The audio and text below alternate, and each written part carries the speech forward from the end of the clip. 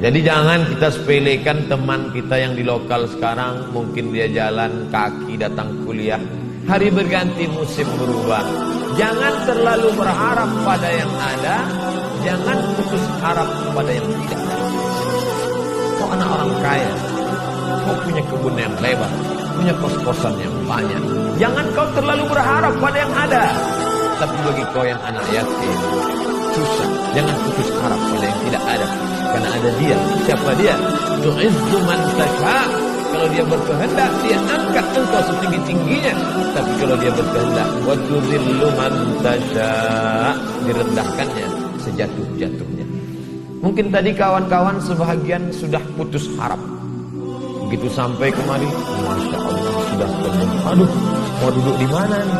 Akhirnya dia putus harap.